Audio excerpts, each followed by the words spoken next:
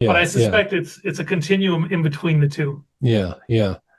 I see. Interesting. And so, what else are you guys working on today that ties into the story? Just the general idea that synapses are in part powering themselves by using fats for energy.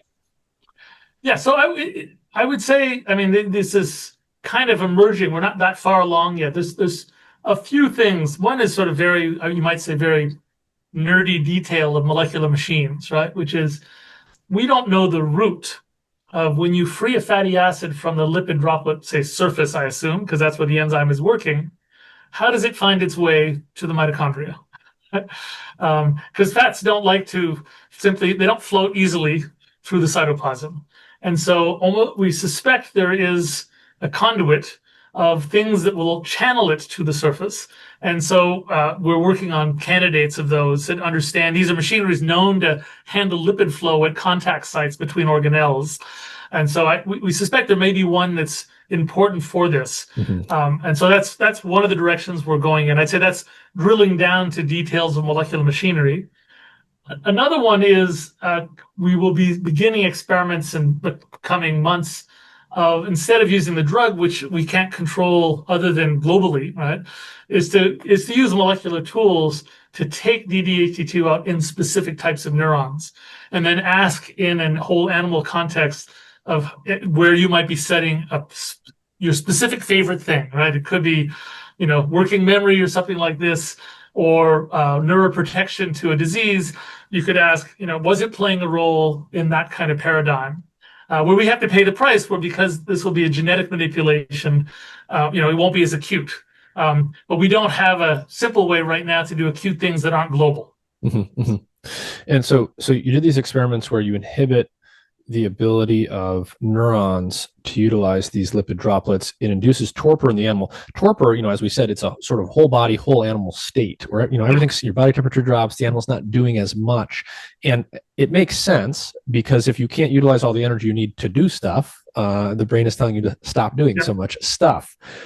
What what does that mean about how do you start to think about what might be inhibited at the behavioral level by the inability to use these fat stores? Are there experiments you guys can do where maybe the animal doesn't go into torpor, but you can start to tease out, what exactly are the behaviors and the circuits in the awake behaving animal that are really reliant on these lipid droplets for energies? Is that something on the horizon? It's sort of not really in my personal wheelhouse. I think it's interesting, but to do that kind of level of circuit cracking, how successful it will be is a bit hard. Again, the main tool, as it's a bit blunt, right, Mm-hmm, which is a mm-hmm. drug that blocks the enzyme everywhere Yeah. and everywhere in the brain. And so that's not great. You wish you could go in more cleverly and go, oh, let me just take it out in the hypothalamic neurons. And so, oh, were that the ones that needed it? And maybe discover, oh, they didn't. That's not the ones that cared. It's somebody else. But those tools work on different time scales. So, but I have to say, because of those complexities, I don't anticipate that is something that we'll be going into directly. Instead, I'm more encouraged by trying to do experiments with collaborators. Honestly, let's move away from the hypothalamus and instead take circuits that we think are engaging that are energy demanding Mm-hmm. and that might impact performance. I'll give you an example, although it's not necessarily about fat. It's one I'm hoping to convince a colleague to engage in. So this I find fascinating. This is published maybe 30 years ago, but there's lots of data. So if you take a room of 100 people, 2 hours after lunch, just to pick a particular metabolic time of day, Mm-hmm. and I give half the people in the room an oral shot of glucose, and the other half I'll give them an oral shot of artificial sweetener. Then I'll give them 25 words to memorize, and then I'll test the recall ability of those 25 words.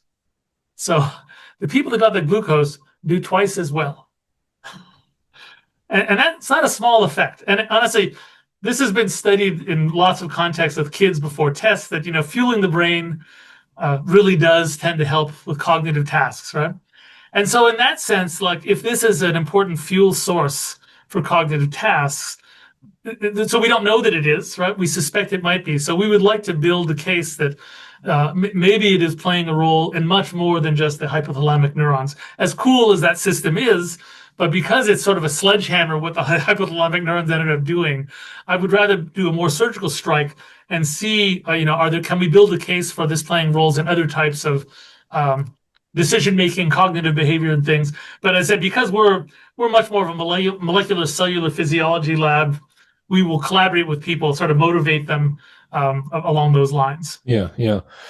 Is there anything that you want to reiterate for people, or any final thoughts you want to leave them with about this field or about anything that we spoke on today?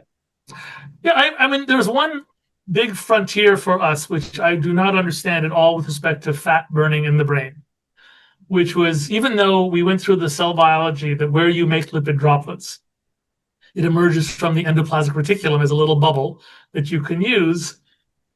In the end, someone's got to be providing the carbon source to make fat too. Yep. And we know that we could do this in a dish artificially by giving it fat molecules, and they will make lipid droplets out of them because we've given an excess of what they need. So we don't understand, now that we know the brain must be burning fat maybe all the time, we don't know what the source is, ultimately where it was getting the fat to make the lipid droplets. And I would say that is a big question.